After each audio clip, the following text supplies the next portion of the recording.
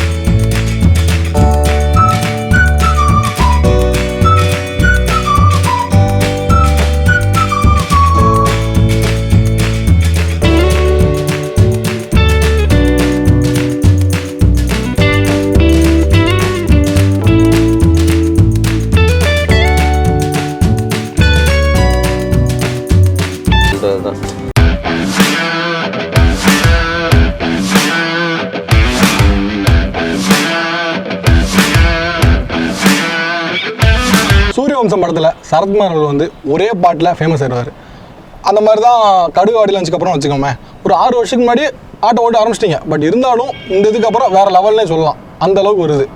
என்கிட்ட முதல்ல கேட்கணும் அப்படின்னு ஒரு கேள்வி வரும்போது என்னென்னா, கடுகு ஆடி லஞ்சில் வந்து நீங்கள் சொன்னீங்க நானும் ஆட்டோ ஓட்ட ஆரம்பித்தேன், நான் தலைவர் ரஜினிகாந்த் பார்த்துலாம் ஸ்டார்ட் பண்ணல அப்படின்னு.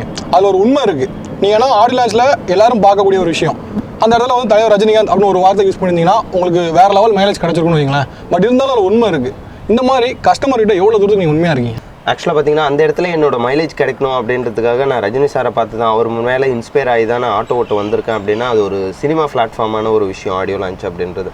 ஸோ அந்த இடத்துல சினிமா செலிபிரிட்டிஸ் நிறைய பேர் பார்த்துட்டு இருப்பாங்க. அதன் மூலியமாக அவரை பார்க்கக்கூடிய ஆப்பர்ச்சுனிட்டியோ அவர்கிட்ட ஃபோட்டோ செல்ஃபி எடுத்துக்கிற ஆப்பர்ச்சுனிட்டியோ எனக்கு ஈஸியாக கிடைக்கிறதுக்கான வாய்ப்புகள் க்ரியேட் ஆகிருக்கும்.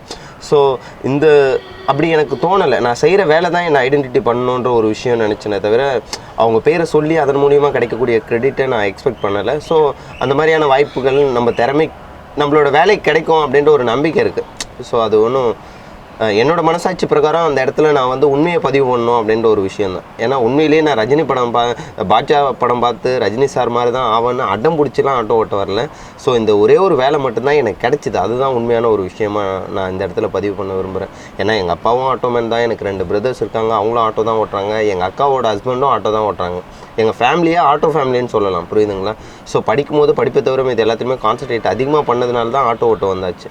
வேறு ஆப்ஷன் இல்லாமல் தான் வந்ததை தவிர பாட்ஷா படம் பார்த்துட்டு வரலன்றது நான் திருப்பியும் ஒரு தடவை பதிவு பண்ண விரும்புகிறேன். அப்புறம் வரதா புயல் வந்தப்போ பார்த்தீங்கன்னா ஓலா, ஊபர் எதுவுமே கனெக்ட் பண்ண முடியல. ஏன்னா ஆப் வந்து ஒரு கால் நெட்வொர்க் இல்லை, பண்ண முடியல. அண்டு வேறு சில ஆட்டோக்கெல்லாம் போய் ட்ரை பண்ணோம் அப்படின்னா வந்து இந்த ஏரியாவுக்கு வர முடியாதுப்பா, தண்ணிலாம் இருக்குது, வர முடியாதுன்றாங்க. ரெண்டாவது நல்லாவே இருந்தாலும் வந்து இதை ஒரு காரணமாக வச்சு நிறைய பேர் காசு அதிகமாக கேட்டாங்க. நீங்கள் இந்த மாதிரி கேட்ஜெட்ஸ் வச்சு ஒய்ஃபை, ஐபேட் எல்லாம் வச்சுருக்கீங்க. இந்த மாதிரி இடத்துல வரதா அப்போ வந்து ஐயோ நம்ம கேட்ஜெட்ஸ்லாம் போயிருமே, இல்லை இதுக்கு போனால் இதுக்கு வச்சுருக்கோம், இதுக்காக தனி காசு அது மாதிரி கேட்டிங்களா, இல்லை எப்படி பண்ணீங்க? இல்லை ஆக்சுவலாக பார்த்தீங்கன்னா வரதா புயல் அப்போ வந்து ஓரளவுக்கு நானும் அந்த அஃபெக்டில் தான் இருந்தேன். ஏன்னா எல்லாருமே வீட்டுக்குள்ளே முடங்க வேண்டிய ஒரு சுச்சுவேஷன் ஏற்பட்டுச்சு. கஸ்டமர்ஸ் வந்து ஆஃபீஸ்க்குள்ளே லாக் ஆகி எனக்கு கால் பண்ணாங்க. ஸோ அந்த டைமில் வந்து அவங்கள பிக்கப் பண்ணி கொண்டு போய் விடும்போது அந்த இடத்துல அவங்க வீட்டுக்கு ஒரு 2 கிலோமீட்டருக்கு முன்னாடி போய் விடும்போது அவங்க வந்து இந்த லெக்கை தாண்டி வாட்டர் இருக்குது. ஸோ ஆட்டோவில் வந்து பிளாட்ஃபார்ம் மேலே ஏறி வரைக்கும் தண்ணி வந்துடுச்சு. அவங்க வந்து இல்லை என்னை இங்கேயே விட்டுருங்க, நான் இறங்கி நடந்து போய்க்கிறேன் அப்படின்ற ஒரு சுச்சுவேஷனுக்கு வந்ததுக்கு அப்புறமா அவங்கள கொண்டு போய் அவங்க வீட்டுக்கிட்ட தான் விட்டு வந்தேன். இது வந்து நான் விளம்பரத்துக்காக சொல்லலை, இது அவங்களுக்கும் தெரியும் எனக்கும் தெரியும். அவங்க காசு கொடுத்தாங்க, காசு இல்லைங்க பரவாயில்ல வேணாம் அப்படின்னும் போது அந்த தென்னை மரம்லாம் வளர்ந்து அந்த கிளை வந்து விழுந்து என் கண்ணாடியெல்லாம் உடஞ்சி போச்சு. ஸோ இந்த மிரர்லாம் அப்படி இருந்து என்னோடய கஸ்டமர்ஸ்க்கு என்னால் முடிஞ்ச சர்வீஸை நான் கொடுத்தேன். அந்த டைமில் வந்து எனக்கும் அஃபெக்ட் ஆகிருக்கு அப்படின்ற ஒரு காரணத்தினால அவங்க காசு ஒன்ற ஒரு விஷயத்தை நான் பேர்கெயினே பண்ணலை. முதல்ல கிரெடிட் வரணும் அப்படின்ற ஒரு விஷயத்துக்காக சொன்ன ஒரு விஷயம் கிடையாது. இது எனக்கு தெரியும், அவங்களோட மனசாட்சிக்கு தெரியும், ஏறின கஸ்டமர்ஸ்க்கு தெரியும், எனக்கு தெரியும், அவ்வளோதான். புரியுதுங்களா? பெங்களூரில் ரமேஷ் பாபுன்னு ஒருத்தர் இருக்கார். சலூன் கடை ஆரம்பித்து ஒரே மாருதி வேலை ஸ்டார்ட் பண்ணி இப்போ 26 லக்ஸரி கார்ஸ் மேலே வச்சுருக்காரு. ரால்ஸ் ரைஸ், ஆடி எல்லாமே அடங்கும். ஸோ அவர் பார்த்தோன்னா அவர் உங்களுக்கு பெஸ்ட் எக்ஸாம்பிள்னு சொல்லலாம். நீங்களும் அவரும் கிட்டத்தட்ட ஒரே மாதிரி வச்சுக்கோங்களேன். பட் இருந்தாலும் அவரை மாதிரி நம்ம லக்ஸரி கார்ஸ் ஆரம்பிக்கணும், ஒரு ட்ராவல்ஸ் மாதிரி வரணும் அப்படின்னு ஒரு ஆசை இருக்கா? ஆக்சுவலாக பார்த்தீங்கன்னா இந்த ஒரே ஒரு, அதாவது இந்த வேலை தான் எனக்கு இப்போதைக்கு கிடைச்ச வேலை. ஸோ இதை வந்து என்னோட பெஸ்ட்டை கொடுத்ததுக்கு அப்புறம் தான் நான் அடுத்த விஷயத்தை பற்றி யோசிக்கணும். இப்போதைக்கு இந்த வேலையை ஒழுங்காக பண்ணுறது மட்டும்தான் என்னோட கோல், புரியுதுங்களா? அதுக்கப்புறம் நான் மட்டும் மாறுறது சுயநலம், என்னை சுற்றி இருக்கவங்களும் மாறணும் அப்படின்ற ஒரு விஷயம் இருக்குது. ஸோ கூடிய சீக்கிரம் ஆட்டோக்காரங்களே மாற்றணும் அப்படின்ற ஒரு விஷயம்தான். அந்த இடத்துக்கு எப்போ போகன்றது எனக்கும் தெரியாது, அந்த மாதிரி யோசிக்கவும் இல்லை இப்போதைக்கு. நான் பெரிய சிஇஓ கம்பெனிஸோட சிஇஓ இருப்பாங்கல்ல, அவங்க பர்த்டேக்கெலாம் அவங்க ஆட்டோவில் ஃப்ரீ ரைட் அப்படின்னு சொல்லியிருக்கீங்க. எங்கள் கம்பெனியோட சிஇஓ பர்த்டே வந்து எத்தனை பேர் தெரியும் தெரியல. அப்படி இருக்க பட்சத்தில் நீங்கள் ஒரு ஆந்திரப்பனர் அப்படிங்கிற ஒரு காரணத்துக்காக இல்லை உங்களுக்கு பிடிச்ச சிஇஓ அவங்களோட பர்த்டேஸ்க்கு ஃப்ரீயாக கொடுக்குறீங்களா? என்ன ரீசன்? இல்லை ஆக்சுவலாக பார்த்தீங்கன்னா படிச்சுட்டு வேலை இல்லாமல் இருக்கிறத விட ஒரு கொடுமையான விஷயம் இந்த உலகத்தில் எதுவுமே இருக்க முடியாது. கவர்மெண்ட்டால் இவ்வளோ பெரிய எம்ப்ளாய்மெண்ட்டை உருவாக்க முடியுமானா சத்தியமாக எனக்கு தெரியல, சரிங்களா? ஸோ கண்டிப்பாக முடியாது அப்படின்ற ஒரு விஷயந்தான். கார்ப்பரேட்ஸ் வந்து உருவாக்கிட்டு இருக்கிறத உண்மையிலேயே நான் பெரிய விஷயமா பார்க்குறேன். ஸோ படிச்சுட்டு வேலை இல்லாமல் இருந்தால் நிறைய பேர் சூசைட் பண்ணிக்குவாங்க. எனக்கு தெரிஞ்சு சத்தியம்ன்ற ஒரு கம்பெனி க்ளோஸ் ஆனதுக்கப்புறம் அப்போ நிறைய பேர் சூசைட் பண்ணிக்கிட்டாங்க. அந்த மாதிரி ஒரு இருக்கிற சுச்சுவேஷனில் வந்து எவ்வளோ இன்ஜினியர்ஸ் வெளியே வராங்க, எவ்வளோ ஜாப் ஆப்பர்ச்சுனிட்டி இருக்குது, அதெல்லாம் கேல்குலேட் பண்ணி பாருங்கள். இந்த மாதிரியான பெரிய கார்ப்பரேட்ஸ் இல்லைன்னா இங்கே வந்து வேலைவாய்ப்பு முடங்கி ரொம்ப பெரிய வீழ்ச்சி ஏற்பட்டுரும். பொருளாதாரத்திலே ரொம்ப பெரிய வீழ்ச்சி ஏற்பட்டுரும். நம்ம இதை குறுகிய கண்ணோட்டத்தோடு பார்த்தோம்னா நம்மளோட வியூஸ் அப்படி தான் இருக்கும். ஸோ இவ்வளோ பேருக்கு எம்ப்ளாய்மெண்ட்டை க்ரியேட் பண்ணது வந்து உண்மையிலேயே பெருமைக்குரிய ஒரு விஷயமா பாசிட்டிவாக மட்டும்தான் பார்க்கணும். அந்த ஒரே ஒரு விஷயத்துக்காக மட்டும்தான். அவங்க ஆஃபீஸ்க்குள்ளே இருக்கிற நிறைய கேண்டீன்ஸ் இருக்கும், நிறைய சப்சிடிஸ் கொடுப்பாங்க. கரண்ட் பில்லு கிடையாது, வாடகை கிடையாது, அவங்க குவாலிட்டியான ஃபுட்டை மட்டும்தான் ப்ரொவைட் பண்ணணும், கொஞ்சம் லோ காஸ்ட்டில் அவங்களோட எம்ப்ளாயிஸ்க்கு. ஸோ அவங்களோட சிஇஓஸ் பர்த்டே அப்போ அந்த கேண்டீனில் ஒரு சாக்லேட் வைப்பானுங்களான்னா எனக்கு தெரியாது, நான் அவங்கள கண்டெம் பண்ண ஆசைப்படலை. ஸோ நான் கொடுக்க வேண்டிய அவசியம் எனக்கு என்ன இருக்குது? ஒரு சில கஸ்டமர்ஸ்லாம் என்கிட்ட கேட்பாங்க, எங்கள் கம்பெனி சிஇஓஸ் உங்களுக்கு பணம் தராங்களா இந்த மாதிரி பண்ணுறதுக்குன்னு. அவங்க எனக்கு பணம் கொடுக்கணும்? முதல்ல அவங்க கம்பெனியில் அவ்வளோ பஸ் ஓடிட்டுருக்கு, ஒரு ஆட்டோக்குள்ளே ஒரு 4 பேரை ஏற்றிட்டு போகிறதுக்கு எதுங்க எனக்கு காசு கொடுக்கணும் அப்படின்ற மாதிரிலாம் இது பண்ணுவேன். இந்த ஒரே ஒரு ரீசன் தாங்க, படிச்சுட்டு வேலை இல்லாமல் இருந்தால் அது ரொம்ப பெரிய காயத்தை ஏற்படும். நம்ம வேலை இல்லாமல் இருக்கிறது நம்மளை மட்டும் இல்லை, நம்மளை சுற்றி இருக்கவங்களையும் காயப்படுத்தும்ன்றது தான் நிசர்த்தனமான உண்மை. அந்த ஒரு காரணத்தை தான், அந்த ஒரே ஒரு விஷயத்துக்காக மட்டும்தான் அவங்களோட பர்த்டேவை செலிப்ரேட் பண்ணுறது, புரியுதுங்களா? மற்றபடி எந்த ஒரு கிரெடிட்டுமே கிடையாது. அரசியல் தலைவர்களுக்கு பர்த்டேக்கு வந்து ஆஃபர் கொடுத்தனா எனக்கு நிறைய கிரெடிட் கிடைக்கும், புரியுதுங்களா? அவங்களுக்கு கொடுக்காம இவங்களுக்கு கொடுக்கறதுக்கு எனக்கு முதல்ல ஒரு பாசிட்டிவான தாட்ஸ் கிடைச்சா மட்டும்தான் அதை நான் அப்சர்வ் பண்ணி டெலிவரியே பண்ணுவேன். ஓகே.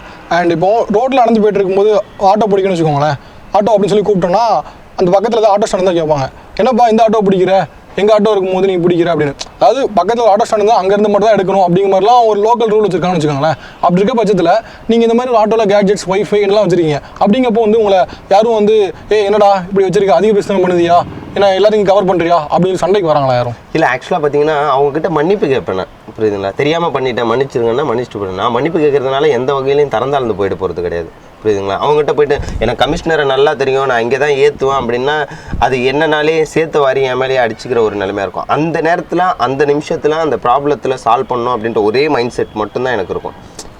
ஸோ அதனால் அவங்ககிட்ட மன்னிச்சிருப்பேன், தெரியாமல் ஏற்றிட்டு இனிமேட்டு ஏற்ற மாட்டேன்னு சொன்னோம்னா செத்த பாம்பு அடிக்கிற கதைப்பா இவங்ககிட்ட சண்டை போகிறதுன்னு சொல்லி விட்டுட்டு போயிட்டே இருந்துருவாங்க. இல்லை, என்னோட கேள்வி என்னன்னா, நீங்கள் மாதிரி மற்ற ஆட்டோ டிரைவர்ஸ்லேருந்து தனிச்சிருக்கிறீங்க, இந்த மாதிரி ஒரு டிவி இதெல்லாம் வச்சு ஃப்ரீயாக வைஃபை கொடுக்குறீங்க, இந்த மாதிரி பண்ணும்போது இவன் என்ன இந்த மாதிரி பண்ணுறான் அப்படின்னு ஒரு கால் புணர்ச்சியில் உங்கள் மேலே ஏதாவது பகிரி காட்டுறாங்களா? இல்லை ஆக்சுவலாக லூஸு பைத்தியம்னு நேரடியாகவே நிறைய பேர் சொல்லி நானே கேட்டிருக்கேன். ஸோ அதுக்காக வருத்தப்பட்டு இருந்தால் என்னோட ட்ராக்கில் நான் ட்ராவல் ஆக முடியாது, புரியுதுங்களா?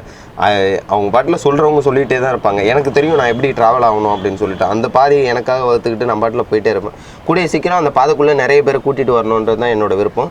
அது 2017 கண்டிப்பாக நடந்துடும். சென்னையில் நீங்கள் வந்து இந்தியாவோட ஒஸ்ட் ஆட்டோஸ் வந்து சென்னை ஆட்டோஸ் தான் அப்படின்னு தான் நிறைய பேர் கம்ப்ளைண்ட் பண்ணுற ஒரு விஷயங்கள். 2017 எண்டுக்குள்ளே சென்னையோட ஆட்டோ இந்தியாவோட ஆட்டோக்கு ஒரு முன்னுதாரணமாக இருக்கும். அதற்கான ப்ராஜெக்ட் ஒர்க்கு தான் போயிட்டுருக்கு. கூடிய சீக்கிரம் சென்னையில் நீங்கள் ஒரு பெஸ்ட் ஆட்டோவை உங்கள் ஆஃபீஸ்க்கு வெளியவே பார்ப்பீங்க. ஓகே. உங்களை ரெஃபர் பண்ணோம் யாராவது உங்களை கேட்டாங்கன்னா நான் என்ன சொல்லுவேன்னா, மேன் ஆஃப் கான்ஃபிடென்ட் அப்படின்னு தான் சொல்லுவேன். ஏன் அப்படின்னா, கடு ஆடியோ லான்ச்சில் பேசும்போது நீங்கள் ஒரு ஆட்டோ சொன்னீங்க, நான் அருண் ஜேட்லிக்கு மாதம் 1000 டேக்ஸ் கட்டுறேன் அப்படின்னு. அது அவ்வளோ தூரம் ரெஃபர் பண்ண அவசியம் இல்லை. பட் உங்ககிட்ட இருக்க கான்ஃபிடென்ட் மூலமாக அதை சொன்னீங்க. நீங்கள் டெட்எக்ஸில் வந்து நீங்கள் பேசியிருக்கீங்க, இந்த மாதிரி ஒரு ஸ்பீச் கொடுத்துருக்கீங்க. அதில் நிறைய எவ்வளோ பெரிய ஆட்கள்லாம் பேசியிருக்காங்க. அதில் ஸ்பீச் கொடுக்கும்போது உங்களுக்கு எப்படி இருந்துச்சு? இல்லை ஆக்சுவலாக பார்த்தீங்கன்னா இது வரைக்கும் நான் ஒரு 3 டெட் டாக்ஸ் கொடுத்துருக்கேன் டெல்லியில், அதுக்கப்புறம் பண்ணாரி அம்மன் சத்தியமங்கலம் பிஐடி, அதுக்கப்புறம் எஸ்ஆர்எம் சாய்ராம் இன்ஸ்டியூட், இந்த 3 இடத்துல கொடுத்துருக்கேன். டெட்டுனா என்னன்னே தெரியாமல் தான் என்னோடய முதல் டெட் இருந்துச்சு டெல்லியில். அவங்க வந்து பெரிய பெரிய ஆட்கள்லாம் வந்திருந்தாங்க. இப்போ நமக்கு ஒரு மாதிரி இதுவாக இருந்துச்சு. அவங்க வந்து ஒரு மாதிரி பார்த்தாங்க. அதாவது அந்த பிளாட்ஃபார்மில் பேசிட்டு முடிஞ்சு வெளியே வந்து ஒரு சில இடத்துக்கு போய் பேசும்போது இவர் டெட் ஸ்பீக்கர் அப்படின்னு சொல்லி அவங்க அனௌன்ஸ் பண்ணாங்க. அவங்க அந்த வார்த்தையை சொன்னதுக்கப்புறம் ஸ்டாண்டிங் வெக்கேஷன் கொடுத்துக்கிட்டு பெரிய பெரிய ஆட்கள்லாம் ஒரு சில பெரிய பெரிய பெயர் சொல்ல தவிர்க்கப்படுற ஒரு சில பெரிய பெரிய ஆட்கள் முன்னாடி ஒரு டெட் ஸ்பீக்கர் அப்படின்னு சொன்னோன்னா ஒரு சில கம்பெனிஸோட சிஓஸ் வந்து எழுந்து நின்றுட்டு டெட் ஸ்பீக்கர் அப்படின்னாங்க. அப்போ தான் எனக்கு தெரிஞ்சுது அந்த பிளாட்ஃபார்மோட வேல்யூ என்னன்றது. எனக்கு எப்படி கிடைச்சதுன்னே தெரியல முதல்ல அது. ஸோ வேலையை பார்ப்போம், நிறைய விஷயங்கள் கிடைக்கும், அவ்வளோதான். ஓகே, கடுகு ஆடியோ லான்ச்சுக்கு அப்புறம் எவ்வளோ பேர் செல்ஃபி எடுக்க ஆரம்பிச்சிட்டாங்க, செலிபிரிட்டியை பார்க்க ஆரம்பிச்சிட்டாங்க? இல்லை, ஆக்சுவலாக நானே இதை எதிர்பார்க்கல. முதல்ல கடுகு ஆடியோ லான்ச்சில் இவ்வளோ பெரிய ரீச் ஆகும் அப்படின்றத அந்த டீமும் நினச்சி பார்த்துருக்க மாட்டாங்க, நானும் நினச்சி பார்த்தது கிடையாது. ஸோ இது எப்படி நடந்துச்சுன்னு தெரியல. ஓரளவுக்கு தமிழ்நாட்டில் என்ன ஒரு நிறைய எல்லார் வீட்டுக்குள்ளேயுமே கொண்டு போய் சேர்த்த பெரும் பங்கு இந்த ஊடகங்களுக்கு இருக்குது. அதனால் ஊடகங்களுக்கு வந்து முதல்ல நன்றி தெரிவிச்சுக்கிறேன். கால் மார்க்ஸ் பற்றி தெரியும்னா என்கிட்ட கேளுங்க அப்படிங்கிற மாதிரி ஒன்று ஒரு இது இருக்குது. திடீர்னு கால் மார்க்ஸ் மேலே இருக்கிறதுக்கு ஒரு காரணம் என்ன? இல்லை, ஆக்சுவலாக பார்த்தீங்கன்னா கால் மார்க்ஸுக்கு நிறைய ஃபேஸஸ் இருக்குது. எனக்கு பிடிச்சது அவரோட லவ் டாபிக் மட்டும்தான், புரியுதுங்களா? ஸோ ஒருத்தருக்கும் ஒரு விஷயங்களை அப்சர்வ் பண்ணி டெலிவரி பண்ணுவாங்க. எனக்கு நிறைய பேர் பிடிக்கும். எலன் மாஸ்க்கு பிடிக்கும். அதுக்கப்புறம் பார்த்தீங்கன்னா Edison sir, Thomas Alva Edison sir, Einstein sir, இந்த மாதிரி எல்லாரையுமே பிடிக்கும். நான் கார்ல் மார்க்ஸ் சாரை ரொம்ப ரொம்ப பிடிக்கும். அதுக்காக என்னை கம்யூனிச சித்தாந்தத்துக்குள்ளே நீங்கள் ஒதுக்கி பார்க்க வேணாம் அப்படின்றது என்னோட தாழ்மையான வேண்டுகோள். கம்யூனிசம்ன்றது கார்ல் மார்க்ஸ் இருக்கும் போதே இருந்த கம்யூனிசமும் இப்போ இருக்கிற கம்யூனிசமும் எந்த அளவுக்கு நெருக்கமாக இருக்குது அப்படின்றது எனக்கு பொறுத்த வரைக்கும் கொஞ்சம் டிஃப்ரெண்ட் தான் அப்படின்ற மாதிரி பார்ப்பேன். நீங்கள் ஹை ஸ்கூல் ட்ராப் அவுட் அப்படின்னு சொன்னேன், மேலும் படிப்பை தொடரணும் அப்படின்னு ஒரு ஆசை இருக்கா? இல்லை, ஆக்சுவலாக பார்த்தீங்கன்னா அந்த மாதிரி ஒரு சில இடத்துக்கு போகும்போது ஒரு சில விதமான இது வரும். ஆனால் ஒரே ஒரு விஷயத்துக்காக மட்டும்தான் நான் வருத்தப்பட்டிருக்கேன். அதாவது இங்கிலீஷ் தெரிஞ்சால் படிச்சிருந்தா ஓரளவுக்கு நல்ல நாலேஜ் வந்திருக்குமே அப்படின்னு சொல்லிட்டு. அதாவது ஒரு சில விஷயங்களை உங்களுக்கு எஜுகேஷன் சிஸ்டம் ட்ரீட் பண்ணிட்டு தான் இருக்கும். ஆக்சுவலாக பார்த்தீங்கன்னா வயசானவங்க யாராவது வந்தால் பக்கத்தில் சீட்டு கொடுத்து உட்கார வைக்கிறது, அந்த மாதிரியான விஷயங்கள் தான். எஜுகேஷன் சிஸ்டம் வந்து மணி ஏர்ன் பண்ணுறதை தவிர்த்து நிறைய விஷயங்களை சொல்லிக் கொடுக்குது. நம்ம எதை ஃபாலோ பண்ணிட்டு போகிறோம் அப்படின்றது தான் இங்கே இருக்கக்கூடிய மிகப்பெரிய கொஸ்டின் மார்க். நடிகர்கள்லாம் ஒரு பீக்கில் வந்ததுக்கப்புறம் பார்த்தோன்னா சம்பளத்தை அதிகமாக ஆரம்பிச்சிருவாங்க. ஸோ அந்த மாதிரி இப்போ நீங்கள் ஆட்டோவில் ஒரு பீக்னு வச்சுக்கலாமே, மேபி இனிமேல் கூட்டுறதுக்கான வாய்ப்புகள் இருக்கா? ஏதாவது ஒரு காரணம்? இல்லை, ஆக்சுவலாக பார்த்தீங்கன்னா பீக் அப்படின்ற ஒரு விஷயத்தை நம்ம முடிவு பண்ணிக்கிறோம், புரியுதுங்களா? ஸோ அந்த விஷயத்தை நான் எப்போதுமே பிகினிங் தான் வச்சுக்குவேன். ஸோ நான் எப்போதுமே தொடக்கத்தில் இருக்கிற ஒரு ஃபீலை எனக்குள்ளேயே உள்ளே புகுத்துக்கிட்டே இருப்பேன். நான் இன்றைக்கி தாங்க இந்த ஆட்டோவையே கிரியேட் பண்ணேன் அப்படின்னு நினச்சேன்னா என்னோட ஃபேர் கரெக்டாக தான் இருக்கும். ஸோ அந்த மாதிரியான ஒரு விஷயத்தை எனக்குள்ளேயே இது பண்ணிட்டு இருப்பேன். அப்போ தான் அடுத்த லெவலுக்கே நான் போக முடியும். அடுத்த லெவல்னால் என்னோட பெட்டரை இம்ப்ளிமெண்ட் பண்ணிகிட்டே இருக்கும். நீங்கள் வந்து ₹1 அதிகமாக வாங்கினீங்கன்னா கூட அது டோட்டல் டேமேஜ் பண்ணிவிடும் உங்களை. இந்த ஆட்டோவில் போனேன் இவ்வளோ வாங்கிட்டாரு அப்படின்றாங்க. ஸோ அந்த ₹1 ₹2 வந்து ஜனங்களுக்கு ரொம்ப பெருசாக தெரியும். அந்த ரிமார்க் எந்த காரணத்தை கொண்டு என் மேலே வரக்கூடாதுன்றதுல நான் ரொம்ப தெளிவாக இருக்கேன். நீங்கள் யார்கிட்ட அப்டேட் பண்ணிக்கிறீங்க? இப்போ iPhone 6 வந்தால் பண்ணிக்கிறேன், அண்ட் இந்த மேகசின் இப்போ ஃபெமிலியாக இருக்குது, ஃபெமினா இந்த மேகசின் ஃபெமிலியாக இருக்குது, ஸோ இதை வாங்கணும், இதை கஸ்டமர் ரெஃபர் பண்ணுறாங்க அப்படிங்கிறத நீங்கள் யார்கிட்ட அப்டேட் பண்ணிக்கிறீங்க? இல்லை, ஆக்சுவலாக பார்த்தீங்கன்னா மேகசின் கொடுக்கறதுக்கான ரீசன் வந்து நான் ஒரு தடவை பைக் வாங்குறதுக்காக ரொம்ப சின்ன அந்த ஆட்டோ ஓட்டுறதுக்கு கொஞ்சம் முன்னாடி வந்து ஒரு ஹீரோண்டா ஷோரூமுக்கு போகும்போது அங்கே நிறைய மேகசின்ஸ் இருந்துச்சு. மேகசின் சும்மா அங்கே பேசிகிட்டு இருக்கும்போது உட்காந்துருப்போம், ரெஸ்ட்டு டைம் கிடைக்கும். அந்த டைமில் எடுத்து பார்க்கும்போது எல்லாம் எக்ஸ்பைரியான மேகசினாக இருந்துச்சு. என்னடா இது, நல்லா ஒரு ₹60,000 கொடுத்து ஒரு பைக் வாங்க வரோம், ₹50,000 கொடுத்து, ஆனால் அந்த மேகசின் அவுடேட்டடாக இருக்கு, இவங்க தான் கஸ்டமரை ட்ரீட் பண்ணுற விதமா அப்படின்னு சொல்லிட்டு எனக்குள்ளேயே ஒரு நம்ம ஏதாவது பண்ணோம்னா அதில் கரெக்டான ஒரு இதை கொடுக்கணும் அப்படின்ற ஒரு விஷயம் இருந்துச்சு. டைம்னு ஒரு மேகசின் ₹120 ₹140 அதோட வீக்லி காஸ்ட் ₹120 நான் வாங்கும்போது. ஸோ அதெல்லாம் வாங்கி வச்சுட்டு இருந்தேன். ஒரு வாரத்தில் ஒருத்தர் அந்த மாதிரி எடுத்து படிச்சுட்டு இருந்தால் தான் எனக்கு அது ஒரு சாட்டிஸ்ஃபேக்ஷன். நிறைய பேர் அதை எடுத்து ரீட் பண்ணாத காரணத்தினால அதை வந்து அவாய்ட் பண்ணிட்டேன். ஸோ அதிகமாக படிக்கக்கூடிய மேகசின் பார்த்தீங்கன்னா Infinite Thoughts, Femina, Filmfare, India Today, Outlook, இந்த மாதிரி அவங்களுக்கு பிடிச்ச மாதிரியான விஷயத்தை தான் கொடுக்கறது தான். ஓகே, ஓலா ஊபர்லாம் வந்து கொஞ்சம் ஃபேமஸ் ஆகிறது காரணம் என்ன அப்படின்னா, நீங்கள் பேரம் பேச வேணாம், ஆப்பில் உங்களுக்கு ரேட் என்னென்னு காட்டிடும். முதல்ல ஒரு இடத்துக்கு போகிறீங்கன்னா அங்கே ரேட் காட்டிடும், நீங்கள் அதை பார்த்து நீங்கள் போய்க்கலாம் அப்படிங்க மாதிரி. இப்போ நான் சென்னை வந்த புதுசில் பார்த்தோம் அப்படின்னா, தாம்பரத்துலேருந்து சைதாப்பேட்டை வரணும் அப்படின்னா ஒரு ₹150 அப்படின்பாங்க. அது ரேட் வந்து ₹100 இருக்கும். ஏன்னா நான் பேசுகிற ஸ்லாங் திருநெல்வேலி ஸ்லாங் தெரியும். ஸோ இவன் புதுசு ஊருக்கு, ஸோ இவனை ஈஸியாக ஏமாற்றிடலாம் அப்படிங்கிற ஒரு காரணத்துக்காக வந்து ₹100 ₹150 சொல்லி ஏமாற்றவங்க ட்ரை பண்ணுவான்னு வச்சுக்கோங்களேன். ஸோ அந்த மாதிரி நீங்கள் பண்ணுவீங்களா? இல்லை எப்படி யாருக்குனாலும் ஒரே ரேட்டு தான் இப்படி தான் அப்படி? இல்லை, அந்த ஒரு பாகுபாடே எனக்கு ஐடியில் வேலை பார்க்குறவங்களும் ஒன்று தான், கீழே இருக்கவங்களும் ஒன்று தான், எல்லாருமே ஈக்குவல் தான், புரியுதுங்களா? ஸோ அவங்கள நீங்கள் என்றைக்கு பிரித்து பார்க்க ஆரம்பிக்கிறீங்களோ அன்றைக்கே நீங்கள் ஃபெயிலியர் ஆகிறீங்க. எந்த ஒரு ப்ராஜெக்டாக இருக்கலாம், இல்லை எந்த ஒரு விஷயமா இருக்கலாம், பிஸ்னஸாக இருக்கலாம், என்ன வேணாலும் இருக்கலாம். 2 பேருமே ஒரே ஈக்குவல் தான். கஸ்டமர்ஸ்ன்றவங்க கடவுளுக்கு நிற்கிறானவங்க, அவங்க கொடுக்குற காசுலேயே நான் சாப்பிட்றேன், இவங்க கொடுக்குற எனக்கு 2 பேரும் வேறு யாருமே கிடையாது. ஈக்குவல் ப்ரையாரிட்டி தான். நீங்கள் வெளியூர்லேருந்து வந்தாலும் சரி, உள்ளூர்லேருந்து வந்தாலும் சரி. ஏன்னா வெளியூர்லேருந்து வர்றவங்களுக்கு வந்து நான் மோர் தென் கேர்னஸ் கொடுப்பேன். ஏன்னா லோக்கலில் உள்ளவங்களை வந்து நம்ம ஆட்களை வந்து நம்ம ஈஸியாக கன்வே பண்ணி அவங்களுக்கு புரிய வச்சிடலாம். இதுதாங்க மீட்டர் ஃபேரு, இதுதான் கவர்மெண்ட் அனௌன்ஸ் பண்ணியிருக்காங்க அப்படின்ற ஒரு விஷயத்தை. ஆனால் அதர் ஸ்டேட் பீப்புளுக்கு வந்து அந்தளவுக்கு அவேர்னஸ் இருக்காது. அவங்களுக்கு வந்து புரிய வைக்கணும் நம்ம முதல்ல. அவங்கள வந்து நம்ம கூட பிங்க் பண்ணதுக்கு அப்புறம் தான் அவங்கக்கிட்ட வந்து நம்ம என்ன சொன்னாலும் நம்புவாங்க. புரியுதுங்களா? ஸோ அந்த ஒரு கேப்சருக்கு நான் கொண்டு வந்துடுவேன் அவங்கள. இது வரைக்கும் யாருக்கிட்டையும் நான் ₹1 கூட எக்ஸ்ட்ரா வாங்கினதே இல்லை. அப்படி யாராவது வந்து சொன்னால் அவங்ககிட்ட என் ஆட்டோவையே கொடுத்துட்டு போகிறதுக்கு தயாராக இருக்கேன். சில ஆட்டோக்காரெல்லாம் பார்த்தோம் அப்படின்னா ஒரு குறிப்பிட்ட இடத்துக்கு போனாலே தலை பெட்ரோல்லாம் கூட்டி தலை ₹10 கூட்டி தலை அப்படிமா, ஒரு ரேட்டு போனதுக்கப்புறம் இறங்கினதுக்கப்புறம் அதுக்கப்புறம் தலை ஒரு ₹5 போட்டு கொடுத்தல அப்படிமா. ஸோ அந்த மாதிரி பெட்ரோல் கூடினாலும் அது எப்படி வேணாலும் மெயின்டைன் பண்ணும். பெட்ரோலுங்கிறது வந்து இன்னைக்கு இதுதான் இருக்கும், நாளைக்கு இதுதான் இருக்கும்னு சொல்ல முடியாது, எப்போ வேணா என்ன. பட் இருந்தாலும் எப்படி நீ மீட்டர் கணத்தை மெயின்டைன் பண்ணுறீங்க? இல்லை, அது நான் சொல்ல வரேன். ஆக்சுவலாக பார்த்தீங்கன்னா நீங்கள் மீட்டர் ஃபேர் மட்டும்தான் வாங்குவீங்க அப்படின்ற ஒரு விஷயங்கள் பப்ளிக்கு தெரிய ஆரம்பிச்சிட்டா நிறைய பேர் ஆட்டோவை லைக் பண்ண ஆரம்பிச்சிருவாங்க. புரியுதுங்களா?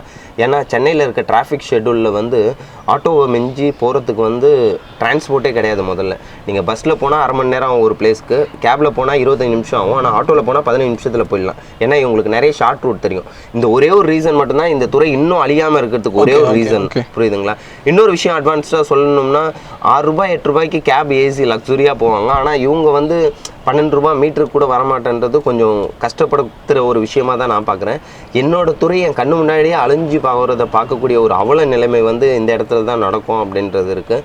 ஸோ அதனால தான் நிறைய யோசிச்சதுக்கப்புறம் இப்போ அதுக்கான ஒரு சொல்யூஷனுக்கான பயணத்தை தொடங்கியிருக்கேன். கம்மிங் ஏப்ரலில் நான் ஒரு அடிஷ்னலாக ஒரு ஆப் ஒன்று லான்ச் பண்ண போகிறேன். அது வந்து ஓலா உபர் சேம் கான்செப்டில் தான் இருக்கும். ஸோ இது எப்படி ஃபங்க்ஷனாலிட்டி ஆகும்னா, முதல்ல ஆட்டோக்காரங்கிட்ட ஏற்படக்கூடிய பிரச்சனையே அந்த பேர்கெயின் அப்படின்ற ஒரு விஷயத்தினால தான். ஸோ அதை முதல்ல அவாய்ட் பண்ணணும் அப்படின்றதுனால ஆப் ஃபங்க்ஷனாலிட்டி மூலிமா ரன் ஆகும். நீங்கள் பிக்கப் லொக்கேஷன் நீங்கள் இருக்கிற இடத்த காமிச்சு கொடுத்துரும். ட்ராப் லொக்கேஷன் நீங்கள் டைப் பண்ணுவீங்க. இப்போ சென்ட்ரல் போகணும் அப்படின்னு சொல்லி டைப் பண்ணிங்கன்னா அந்த வேலை உங்களுக்கு ஃபுட் வேணுமான்னு கேட்கும். இப்போ சரவணபவனில் தோசையோ அல்லது புகாரி ஹோட்டலில் பிரியாணியோ வேணும்னு நீங்கள் ஆர்டர் பண்ணிங்கன்னா அந்த வேலை உங்களுக்கு டெலிவரி கொடுத்துருவாங்க. அதுக்கப்புறம் பார்த்தீங்கன்னா வைஃபையும் எனேபிளாக இருக்கும். அதுக்கப்புறம் நிறைய கஸ்டமர்ஸ்க்கு கிஃப்ட் கொடுக்குற மாதிரி நிறைய ஃபீச்சர்ஸ் இன்க்ளூட் பண்ணுற மாதிரியான ஒரு ப்ராஜெக்ட் இது. கம்மிங் ஏப்ரலில் அதை லான்ச் பண்ண போகிறோம். அது இல்லாமல் அடிஷ்னலாக வந்து ஆட்டோக்காரங்களால சொசைட்டிக்கு எந்த அளவுக்கு கேர்னஸ் இருக்குது அப்படின்ற ஒரு விஷயம் இருக்குது. ஏன்னா ரொம்ப முக்கியமான பப்ளிக் சர்வீஸ் ஓரியன்டில் ஆட்டோவும் ஒன்று. ஸோ இவங்ககிட்டேருந்து சொசைட்டிக்கு எந்த மாதிரியான பங்களிப்பு இருக்குது அப்படின்றதையும் இதன் மூலிமா ஒரு ஆட்டோக்காரனும் ஒரு சவாரியிலேருந்தும் ₹1 விவசாயி கொடுக்குற மாதிரியான ஒரு பிளான் பண்ணிட்டு இருக்கேன். அது சக்ஸஸ் ஆயிடுச்சுன்னா ஒரு மாதத்தில் என்னோட டார்கெட் பிரகாரம் ஒரு ₹60 லட்சம் விவசாயிங்களுக்கு போகும் ஒரு மாதத்தில் மட்டும். ஸோ அந்த மாதிரியான ஒரு ப்ராஜெக்ட் இருக்குது. ஸோ இந்த மாதிரி தான் யோசிச்சு வச்சுட்ருக்கேன். கூடிய சீக்கிரம் நீங்கள் வேறு மாதிரி பார்ப்பீங்க. ஆட்டோ டிரைவர்ஸ் வந்து சொசைட்டியில் ஒரு ஆர்மி பர்சன் மாதிரி பார்ப்பீங்கன்ற அளவுக்கு ஒரு உத்தரவாதத்தை கொடுக்க முடியும் என்னால். எல்லாமே கொண்டாந்துட்டீங்களே, ஒய்ஃபை, டிவிலேருந்து இல்லாமல் மேகசின்ஸ் எல்லாமே, ஐபேட்லேருந்து ஐஃபோன் எல்லாமே வந்துச்சு. இனிமேல் ஃபியூச்சருக்கு ஆட் பண்ண போகிறீங்க கேட்ஜெட்ஸில்? இல்லை, ஆக்சுவலாக பார்த்தீங்கன்னா ஒரு சில விஷயங்கள், அதாவது தேடல்கள் இல்லாத வாழ்க்கை இங்கே எதுவுமே கிடையாது. அடுத்தது என்ன என்னோடய கஸ்டமர்ஸ்க்குன்னு தேடிக்கிட்டே இருப்பேன். புரியுதுங்களா? அன்எக்ஸ்பெக்டட் சாட்டிஸ்ஃபேக்ஷன் அப்படின்ற ஒரு விஷயம் இருக்குது. எதிர்பாராத திருப்தி எங்கே கிடைச்சாலும் அதில் ஒரு விதமான ஆனந்தம் கிடைக்கும். அதுதான் தொடக்கம்னு சொல்ல வரேன். ஓகே, புரியுதுங்களா? ஸோ அந்த மாதிரியான ஒரு விஷயம் இருக்குது. இன்னும் என்னென்னா என்னோடய ஆட்டோவை ஏசி ஆக்கணும் அப்படின்றது தான் என்னோடய பிளான். ஸோ கவர்மெண்ட் அதுக்கு அப்ரூவல் கொடுத்தாங்கன்னா உடனே என்னோடய ஆட்டோவை ஏசி ஆக்கிடுவேன். டான்ஃபோர்ஸ் இந்தியாவிலேருந்து 12 வோல்ட்டில் கூலிங் ஆகிற மாதிரியான எக்யூப்மெண்ட் தரேன்னு இருக்காங்க. உண்டாயோட ஒரு இன்ஜினியர்ஸ் மூலிமா அது ப்ராசஸ் பண்ணுறதுக்கான எல்லா ப்ராஜெக்ட்டுமே ரெடியாக இருக்குது. கவர்மெண்ட் கண்ணை சச்சா போதும், நான் என் ஆட்டோவை சேஞ்ச் பண்ணிவிடுவேன். அதுக்கப்புறம் என்னோடய ஃப்யூச்சர் பிளான் அப்படின்றது வந்து ஏர்பஸ் விடணும் அப்படின்றது தான். ஏர்பஸ்னால் நீங்கள் நினைக்கிற மாதிரி ஏரோப்ளைன் கிடையாது. இது வந்து சும்மா ஒரு 4 பேரை மட்டும் ஏற்றிக்கிட்டு ஷார்ட் டேர்ம். இப்போ வந்து திருவான்மியூர், இங்கே வேளச்சேரியிலேருந்து திருவான்மியூர் போகணுன்னா குறைஞ்சது ஒரு அரை மணி நேரம் ஆகிடுது. ஸோ அதே ஒரு 5 வருஷம் 10 வருஷம் கழிச்சு அதிகப்படியான ரோட்டில் மாற்றங்கள் இருக்காது. ஆனால் வெஹிக்கிள் வந்து ஒரு நாளைக்கு இன்க்ரீஸ் ஆகிட்டே இருக்குது. ஸோ அப்படி இருக்கிற பட்சத்தில் அடுத்த 10 வருஷம் கழிச்சு இதே வேளச்சேரியிலேருந்து திருவான்மியூர் போகிறதுக்கு 2.5 மணி நேரம் ஆகிறதுக்கு 2 மணி நேரம் ஆகிறதுக்கும் வாய்ப்பு இருக்குது.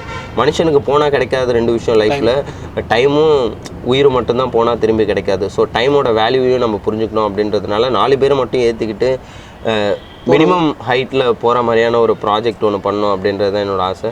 என்னோடய யூடியூப்லாம் டெய்லியும் வந்து கம்பல்சரியாக ஜெட் இன்ஜின் எப்படி ரன் ஆகுதுன்ற வீடியோவை தான் டெய்லியும் பார்த்துட்ருக்கேன். அதை தாண்டி வந்து நிறைய காலேஜ் ஸ்டூடெண்ட்ஸ்கிட்டையும் பேசிகிட்டு இருக்கேன். அடுத்த 10 வருஷம் கழிச்சு உங்களுக்கு என்ன தேவைன்றதை இன்றைக்கி யோசிக்கிறது தான் சக்ஸஸ்ஃபுல் பிஸ்னஸ் அப்படின்ற ஒரு விஷயத்தினால ஸோ அதற்கான முயற்சிகளில் ஈடுபட்டுருக்கேன். கூடிய சீக்கிரம் ஒரு சில மாற்றங்களை உருவாக்கணும் அப்படின்றது தான் என்னோட எதிர்பார்ப்பு. ஓகே, எவ்வளோ டேர்ன் ஓவர் பண்ணுறீங்க இப்போ? இவ்வளோ இது போகிறோம், உங்களுக்கு ப்ராஃபிட்னு எவ்வளோ வருது, உங்கள் இன்கம் வந்து எவ்வளோ நீங்கள் எடுத்துக்கிறீங்க உங்களுக்கு? ஆக்சுவலாக பார்த்தீங்கன்னா முன்னாடி கஸ்டமர்ஸ்க்காக நான் வெயிட் பண்ணிட்டு இருந்தேன். இப்போ என்னோட கஸ்டமர்ஸ் வந்து நிறைய கஸ்டமர்ஸ் எனக்காக வெயிட் பண்ணிட்டு இருக்காங்க. நிறைய ஃபாரின் கிளைண்ட்ஸ் வராங்க. உதாரணத்துக்கு சொல்லணும்னா லண்டனில் உள்ள ரொம்ப பாப்புலரான டெய்லி மெயில் யூகேன்ற ஒரு மேக்சின் வந்து லண்டன் பிளாக் கேபோட ட்ரீம் தான் சவுத் இந்தியாவில் சென்னையில் இந்த ஆட்டோக்குள்ளே இருக்குன்னு அவங்க ரைட் பண்ணியிருந்தாங்க. நிறைய ஃபாரின் கிளைண்ட்ஸ் என்னோட ஆட்டோக்கு வராங்க. தஜகஸ்தான், மாஸ்கோ, அதுக்கப்புறம் பார்த்திங்கன்னா எகிப்து, சிங்கப்பூர், லண்டன், இந்த மாதிரி யூஎஸ்ஸு நிறைய பேர் வந்துட்டு இருக்கிறதுனால ரொம்ப ஏர்போர்ட்குள்ளேயும் ஆட்டோ அலோவ் பண்ண மாட்டாங்க, ஹோட்டலுக்குள்ளேயும் ஆட்டோ அலோவ் பண்ண மாட்டாங்க. அது சென்ட்ரல் கவர்மெண்ட்டு. இங்கே ஏதாவது அவங்க போகிற ஹோட்டலில் பார்த்தா ஐடிசி கிராண்டு, தாஜ் கோரமண்டல் இந்த மாதிரிலாம் இருக்கும். ஸோ உள்ளேருந்து யாருக்காவது ஃபோன் அடிச்சு கேட்டை ஓப்பன் பண்ணிவிடுவாங்க. இங்கே வந்து அவங்க ஒரே ஒரு கால் பண்ணாங்கன்னா போதும், அங்கேருந்து புக் பண்ணி பென்ஸ், ஆடி இந்த மாதிரி கார் போய் அவங்கள ஏர்போர்ட்லேருந்து பிக்கப் பண்ணிட்டு வந்து அதுக்கு எந்த விதமான சார்ஜுமே கிடையாது. அப்படி இருக்கும்போது அவங்க ஏன் ஆட்டோவை சூஸ் பண்ணுறாங்கன்றது எனக்கு இந்த நாள் வரைக்கும் தெரியவே மாட்டேன்னுது. அதுக்கப்புறம் பார்த்திங்கன்னா நிறைய பேர் அங்கேருந்து என்னோடய கான்டாக்ட் நம்பர் கேட்டு அப்டேட் பண்ணிக்கிட்டே இருக்காங்க. அவங்க வர்றதுக்கு முன்னாடியே எனக்கு ஷெட்யூல் புக் பண்ணிடுறாங்க. இந்த மாதிரி போயிட்டுருக்கு. என்னோடய கஸ்டமர்ஸ்க்காக இந்த நிமிஷம் வரைக்கும் ஒரு 9500 ருபீஸ் நான் ஸ்பெண்ட் பண்ணிகிட்ருக்கேன். இதன் மூலிமா என்னோடய இன்கம் வந்து ட்ரிபிள் ஆகிருக்கு. ஆரம்பத்தில் ஆக்சுவலாக பார்த்திங்கன்னா ஒரு 300 ரூபா 310 ரூபா தான் ஒரு நாளைக்கு நான் செலவு பண்ணிகிட்ருக்கேன். இதன் மூலிமா என்னோடய இன்கம் வந்து முன்னாடி ஏர்ன் பண்ணதை விட ட்ரிபிள் மடங்காக உயர்ந்திருக்கு அப்படின்ற ஒரு விஷயங்கள் தான். ஓகே, இன்னொரு விஷயம் கேட்கணும். என்னென்னா இப்போ பொதுவாகவே வந்து எல்லாருக்கும் பிஸ்னஸ் ஆரம்பிக்கணும்னு ஆசை உண்டு. பர்சனலாக எனக்கே ஒரு ஆசை உண்டு. பட் இருந்தாலும் நம்ம வேலையை தாண்டி ஒரு பிஸ்னஸ் ஆரம்பித்தா சக்ஸஸ்ஃபுல்லாக போகுமா வேணாமா அப்படிங்கிற ஒரு மனக்குழப்பம் எனக்கே இருக்குன்னு வச்சுக்கோங்களேன். பல யூத்துக்கு இந்த பிரச்சனை இருக்குது. நம்ம பிஸ்னஸ் ஆரம்பித்தா போகுமான்னு தெரியலையே, நஷ்டமாக, அப்புறம் எல்லாரும் சொல்லுவாங்க இருக்க வேலையை விட்டு உனக்கு தேவையானதெல்லாம் அப்படின்னு. ஸோ அப்படி இருக்கும்போது நீங்கள் பெரிய பெரிய ஸ்டெப் எடுக்கிறீங்க. ஒன்றும் வந்து சின்ன கால் இல்லை, எல்லாமே பெரிய ஸ்டெப்பாக எடுத்து போகும்போது அந்த தைரியம் உங்களுக்கு எங்கேருந்து வருது? இல்லை, ஆக்சுவலாக முதல்ல என்ன நான் நம்பாமல் மற்றவங்க எப்படி என்ன நம்புவாங்க, புரியுதுங்களா? அது முதல்ல நான் யோசிக்கிற விஷயங்களை ப்ராசஸ் பண்ணுறதுக்கான முயற்சியை நான் எடுக்கலைன்னா என்னை நம்பி இன்வெஸ்ட் பண்ணுறவங்களா இருக்கட்டும், யாராக வேணா இருக்கட்டும், புரியுதுங்களா? எனக்கு முதல்ல தன்னம்பிக்கையான நான் வந்து ஏரோப்ளேன் வாங்க போகிறேன் அப்படின்னா அது வந்து லாஜிக்கே இல்லாத ஒரு விஷயம். என்னோட தகுதிக்கு மீறிய ஒரு விஷயத்தை வந்து இந்த நிமிஷம் வரைக்கும் நான் யோசிக்க மாட்டேன். என்னால் முடிஞ்ச விஷயத்தை மட்டும்தான் யோசிப்பேன். டாம் க்ரூஸ் சார் மாதிரி ஏரோப்ளேனை பிடிச்சிக்கிட்டு தொங்கிக்கிட்டே போகணும்னு நான் யோசிக்க போகிறது கிடையாது, புரியுதுங்களா? ஏன்னா என்னால் அதை பண்ண முடியாது. ஆனால் என்னால் முடிஞ்ச விஷயங்களை பண்ணுறதுக்கு நான் முயற்சி பண்ணலாம்ல. அதற்கான முயற்சிகளை நான் பர்ஃபெக்டாக பண்ணணும்னு நினைக்கிறேன். அதன் மூலிமா கிரியேட் ஆகிற பிளாட்ஃபார்ம் தான் அது எல்லாமே. ஸோ அதை தேடி நான் போகல. அது எல்லாமே ஆப்பர்ச்சுனிட்டியாக எனக்கு கிடைக்குது. அது கஸ்டமர்ஸோட பிளெஸிங்கும் காடோட பிளெஸிங்னு தான் நான் ஃபீல் பண்ணுறேன். நிறைய நியூஸ் பேப்பர்லாம் படிக்கிறோம், அதிகமாக ஆட்டோவில் குழந்தைங்களை ஏற்றிட்டு போய் ஆக்சிடென்ட் ஆகிடுச்சு அப்படின்னு. அந்த மாதிரி இதில் பண்ணுவீங்களா நீங்கள்? ஃப்ரெண்ட் சீட்டில் ஆட்களை ஏற்றிட்டு போகிறதோ இல்லை அதிகமாக ஆட்களை ஏற்றுறதோ அந்த மாதிரி விஷயங்கள் பண்ணுறீங்க? ஆக்சுவலாக பார்த்தீங்கன்னா அந்த மாதிரியான விஷயங்களை தவிர்க்கணும் அப்படின்றது தான் என்னோட விருப்பம் கூட. அந்த மாதிரி பண்ணக்கூடாது. இருந்தாலும் ஒரு ஃபேமிலி ஒரு 6 பேர் 5 பேர் வரும்போது அவங்க ஹஸ்பண்டை மட்டும் பின்னாடி ஆட்டோவில் வாங்க அப்படின்னு சொல்லிட்டு அவங்க ஃபேமிலியை மட்டும் நம்ம கூட்டிகிட்டு போக முடியாது. ஒரு சில அனுசரணைகள் மூலியமாக தான் லைஃபையே நகர்த்திக்கிட்டு போக வேண்டியதாக இருக்குது. ஸோ அவங்க மனசும் கஷ்டப்படக்கூடாது. அவங்களுக்கு புரிய வைக்கவும் முடியாது. அவங்க புரிஞ்சுக்குவாங்களான்றது ஒரு சில பேர் புரிஞ்சுக்குவாங்க, எல்லாருமே புரிஞ்சுக்குவாங்களான்னு நம்மளுக்கு தெரியாது. ஸோ அந்த மாதிரி அண்டர்ஸ்டாண்ட் பண்ணி ஓரளவுக்கு அட்ஜஸ்ட் பண்ணி அடுத்த தடவையிலேருந்து இந்த மாதிரி பண்ணாதீங்க அப்படின்னு சொல்லி எக்ஸ்கியூஸாக கேட்டுக்கிறது. ஆக்டர்ஸ்லாம் கேரவன் வச்சிருக்க மாதிரி ஆட்டோ கேரவன் சொல்லலாம். உங்களோட பேச நிறைய விஷயங்கள் கற்றுக்கிட்டேன், நான் மோட்டிவேஷன் ஆகிட்டேன் அப்படிங்கிறது தான் உண்மை. ஆக்சுவலாக பிகினர்ஸ்க்கு வந்து இந்த நேரத்தில் நான் ரொம்பவே நன்றி கடன் பட்டிருக்கேன். வெளி உலகத்துக்கு ஒரு சில விஷயங்களை எடுத்து கொண்டு போய் சேர்க்கறது வந்து ரொம்ப ரெஸ்பான்சிபிலிட்டியான ஒரு விஷயம். ஸோ ஊடகங்கள் அதை வந்து ரொம்பவே பெரிய அளவில் பண்ணிகிட்ருக்காங்க. அதனால் வந்து இந்த பிகினர்ஸ் வந்து மேலும் பெருசாக என்னோடய வாழ்த்துக்களையும் நன்றியையும் தெரிவிச்சுக்கிறேன். எனக்கு இந்த ஆப்பர்ச்சுனிட்டி கொடுத்ததுக்கு பிகினர்ஸ்க்கு என்னோட மனமார்ந்த நன்றியை தெரிவிச்சுக்கிறேன். அதுக்கப்புறம் ஒரு சில பேருக்கு நான் இந்த நேரத்தில் நன்றி கடன் பட்டிருக்கிறதையும் நான் தெளிவுபடுத்த விரும்புகிறேன். ஆக்சுவலாக பார்த்திங்கன்னா என்னோட டெக்னிக்கல் டீம், அமேசிங் ஆட்டோவோட டெக்னிக்கல் டீம் இருக்குது, அவங்களும் ஒர்க் பண்ணிகிட்ருக்காங்க. ஸோ இந்த கிரெடிட்டை நான் மட்டும் எடுத்துகிட்டு போகிறது நல்லா இருக்காது அப்படின்ற ஒரு காரணத்தினால தான் இதை பதிவு பண்ண விரும்புகிறேன். சமீர், ஷேக், அதுக்கப்புறம் அஸ்வின், திருப்பதி, துர்கேஷ், அதுக்கப்புறம் பார்த்திங்கன்னா எங்கள் அம்மா ஒருத்தவங்க விஜயகுமாரி கண்ணன் சொல்லிட்டு. ஸோ இந்த மாதிரி நிறைய பேர். எங்கள் அண்ணன் ஒருத்தர் வந்து எனக்கு பேக் போனாக இருந்துட்டு, அவர் இல்லைன்னா இந்த அமேசிங் ஆட்டோன்ற ஒரு விஷயமே நடைமுறைக்கு சாத்தியமாக இருக்காது. அவரோட பேர் ஜெகதீஷன். இந்த மாதிரி நிறைய பேரோட சப்போர்ட்டிவ்னால தான் என்னால் இந்தளவுக்கு சக்ஸஸ்ஃபுல்லாக பண்ண முடிஞ்சது. ஸோ விஜயகுமாரி கண்ணன் மேடமுக்கும் எங்கள் அண்ணன் ஜெகதீஷனுக்கும் நான் ரொம்பவே நன்றி கடன் பட்டிருக்கேன். அவங்க எல்லாமே இது கிடையாது. ரொம்ப ரொம்ப தேங்க்ஸ். பிகின்விட்ஸ்க்கு என்னையும் கூப்பிட்டு இன்டர்வியூ எடுத்ததுக்கு, என்னோட கொஞ்சம் நேரத்தை உங்கள் கூட பகிர்ந்துக்கிட்டது வந்து என்னோட வாழ்நாளில் ரொம்ப பெரிய பொக்கிஷமான நேரமாக நான் கருதுகிறேன். அதனால் பிகின்விட்ஸ்க்கு ரொம்ப ரொம்ப நன்றியை தெரிவிச்சுக்கிறேன். ரொம்ப நன்றி அண்ணாதுரை. ஆட்டோ டிரைவர் அண்ணாதுரை அவர்கள்ட்ட நிறைய விஷயங்கள் பேசியிருந்தோம். நாம் நம்மளோட சராசரி வாழ்க்கையில் ஒரு விஷயம் எடுக்கிறோம் அப்படின்னா அதில் எவ்வளோ ரிஸ்க் இன்வால்வ் இருக்குன்னு பல விஷயங்களை யோசிச்சு தான் பண்ணுறோம். பட் அண்ணாதுரை அவர்கள் வந்து ஆட்டோ ஓட்டினாலும் அதில் என்னெல்லாம் இருக்குது அப்படின்னு யோசிச்சு ஒரு டிவி, ஒய்ஃபை, மேகசின்ஸ் இதெல்லாம் வந்து ஒரு அகண்ட கால் தான் அவருக்கு. ஏன்னா அவர் சம்பாதிக்கலேருந்து பார்க்கும்போது ஒரு அகண்ட கால். பட் அதையும் ஒரு தைரியமாக எடுக்கிற அண்ணாதுரையிட்டு நிறைய மோட்டிவேஷன் கற்றுக்கிட்டோம் அப்படின்னு தான் சொல்லணும். பர்சனலாக நான் ரொம்ப கற்றுக்கிட்டேன் அப்படின்னு தான் சொல்லணும். மேலும் இதை மாதிரி ஒரு எபிசோடில் வேறு ஒரு எபிசோடில் கண்டிப்பாக உங்களை நல்ல பர்சனலோட மீட் பண்ணுறேன்.